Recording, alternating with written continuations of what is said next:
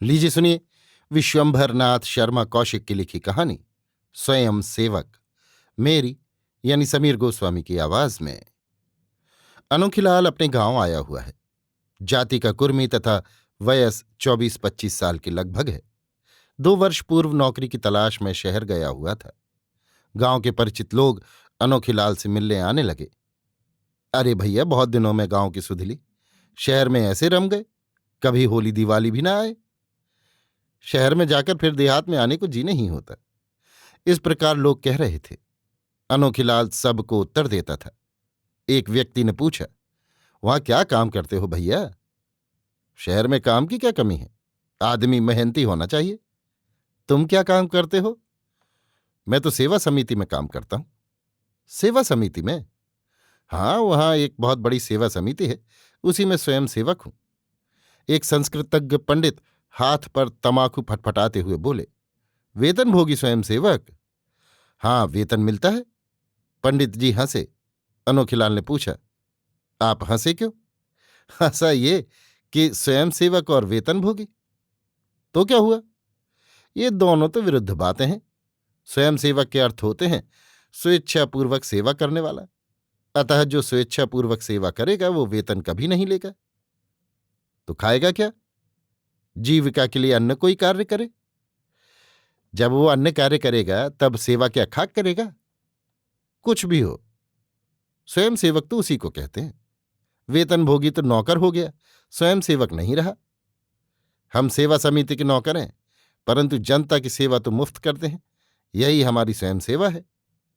हाँ, करते होगे, परंतु हम तो इसे स्वयं सेवा मान नहीं सकते। आप न माने, परंतु जनता तो मानती है। हाँ भैया, शहर का मामला है, वहां नए नए कायदे कानून बनते हैं।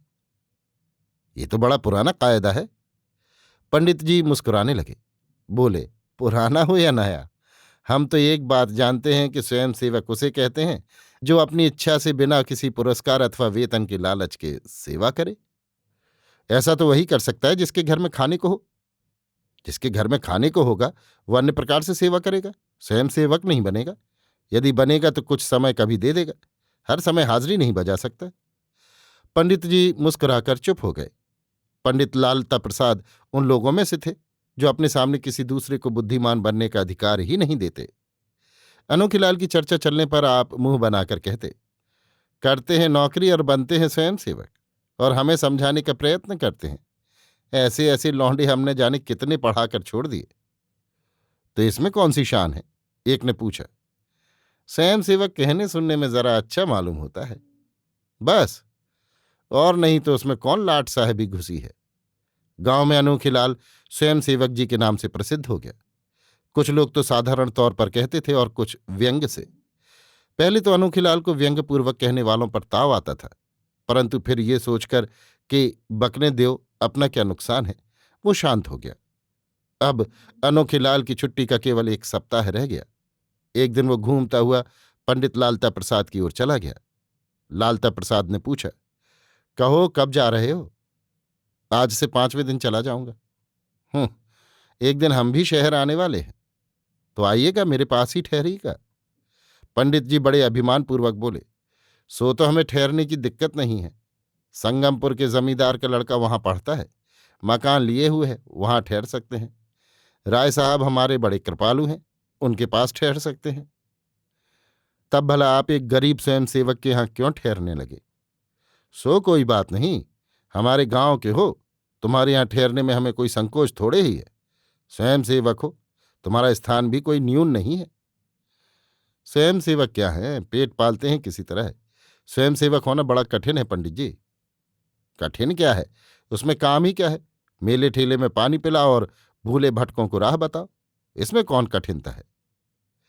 इसमें तो कोई कठिनता नहीं, पर कठिन काम पड़ जाने पर उसे भी करना ही पड़ता है। स्वयं सेवक होकर उससे मुंह नहीं मोड़ सकते। अरे भैया, जान जोखिम आने पर सब मुंह मोड़ जाते हैं। वैसे कहने को कोई चाहे जो कहे।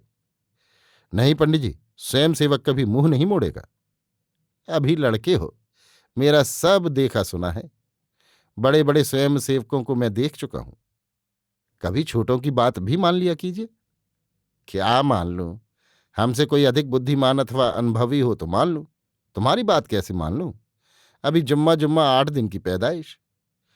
अनोखीलाल निश्वास छोड़कर मन ही मन बोला, भगवान इनका अभिमान चूर्ण करे। जिस दिन अनोखीलाल जाने वाला था उसके एक दिन पूर्व दोपहर को पंडित लालता प्रसाद के मकान से मिले हुए मकान की एक लड़की हाथ में गिलास लिए हुए पंडित जी के घर आई और पंडिताइन से गिलास में आग लेकर अपने घर की ओर चली। घर की चौपाल तक पहुंचते पहुंचते गिलास इतना गर्म हो गया कि लड़की ने उसे हाथ से छोड़ दिया। चौपाल में एक और खरपतवार जमा था। गिलास की आग जो गिरी तो उसमें से एक चिंगारी छिटक कर उस खरपतवार में पहुंच गई। लड़की घर के भीतर चली गई और एक तवा लाकर उस पर 2-4 कोयले जो पड़े थे उठा ले गई। ज्येष्ठ का महीना था, लू जोर की चल रही थी। सहसा पतवार के ढेर में से एक ज्वाला उठी, वो चौपाल के छप्पर तक पहुंची। छप्पर भी जलने लगा। इधर गांव में हल्ला हो गया, आग लगी, आग लगी। गांव के अनेक आदमी दौड़े, कुएं से पानी खींचने लगे। कुछ लोग निकटवर्ती गढ़ैया से घड़े भर भर के लाने लगे। जब तक आदमी दौड़ कर आवें तब तक पंडित लालता प्रसाद का छप्पर भी जलने लगा। लोग पहले घर के आदमी तथा सामान निकालने में लगे थे। पंडित लालता प्रसाद जल्दी जल्दी अपना असबाब निकाल रहे थे। पत्नी और बच्चों को पहले ही निकालकर बाहर खड़ा कर दिया था। सहसा उनकी पत्नी बोली, बक्स तो निकाल लाओ। पंडित जी को याद आया कि बक्स नहीं निकाला गया। उसमें पंडित जी की समस्त पूंजी गहने और नोटों के रूप में बंद थी। पंडित जी दौड़कर अंदर घुस गए। पंडित जी के अंदर जाते ही चौपाल का छप्पर जलता हुआ द्वार पर गिरा, अतः द्वार बंद हो गया। ये देखकर पंडित जी की पत्नी ने हल्ला मचाया। कुछ लोग, जिनमें अनोखीलाल भी था, दौड़कर पंडित जी के द्वार पर आए। पत्नी रोकर बोली, पंडित जी अंदर रह गए, उन्हें निकालो। लोगों ने बांसों से जलते हुए छप्पर को द्वार पर से हटाया। छप्पर हटने पर देखा गया कि द्वार भी जल रहा है। ये देखकर एक बोला, अब तो पंडित का निकलना कठिन है, भीतर कोई जा ही नहीं सकता। अनोखीलाल दौड़कर घर के दूसरी ओर गया। उसने देखा कि दीवारों पर रखी हुई परछतियां भी जल रही हैं। अनोखीलाल बोला, चारों ओर आग है। गांव वाले बोले, अब पंडित नहीं निकल सकते। इधर पंडित जी की पत्नी तथा बच्चे चीत्कार कर रहे थे। अनोखीलाल बोला, मैं हूं स्वयं सेवक, और एक स्वयं सेवक सेवा करने में अपने प्राणों का मोह नहीं करता। ये कहकर वो दौड़कर अपने घर गया और एक कंबल ले आया। कंबल ओढ़कर और अपना मुंह भली भांति ढककर वो थोड़ा पीछे हटा और फिर दौड़कर द्वार के निकट पहुंचा और वहां से छलांग मारकर भीतर पहुंच गया। सारा घर धुएं से भरा था। पंडित घर के आंगन में बैठे हे भगवान रक्षा करो, हे नारायण दया करो कह रहे थे। बक्स एक ओर पड़ा था। धुआं और आग की गर्मी इतनी थी कि वहां ठहरना कठिन था। अनोखीलाल ने झटपट पंडित जी को उठाकर पीठ पर लाद लिया और पुनः कंबल ओढ़कर द्वार की ओर लपका, परंतु अब द्वार अग्नि की लपटों के कारण सर्वथा अवरुद्ध हो चुका था। 2 बार अनोखीलाल ने प्रयत्न किया, परंतु धुएं और ज्वाला के कारण पीछे हट गया। बाहर बड़ा हल्ला मचने लगा। लोग कह रहे थे, अब दोनों जल मरेंगे। अनोखीलाल ने तीसरा प्रयत्न जान पर खेल कर किया। उसने एक जोर की छलांग भरी और द्वार को पार करके चबूतरे पर मुंह के बल आ गिरा। लोगों ने उसे दौड़कर उठाया। उसके घुटने और कोहनी फूट गई थी। दोनों टांगें नीचे से खुली थीं, उन पर फफोले पड़ गए थे। पंडित जी बिल्कुल बेदाग थे। वो अनोखीलाल के पैरों पर गिर पड़े और बोले, भाई तुम सच्चे स्वयं सेवक हो। सेवा की भावना हुए बिना कोई इस प्रकार अपने प्राणों का मोह छोड़कर दूसरे के प्राण नहीं बचा सकता। गांव वालों ने नारा लगाया, अनोखीलाल की जय, स्वयं सेवक की जय। अभी आप सुन रहे थे विश्वंभरनाथ शर्मा कौशिक की लिखी कहानी स्वयं सेवक, मेरी यानी समीर गोस्वामी की आवाज में।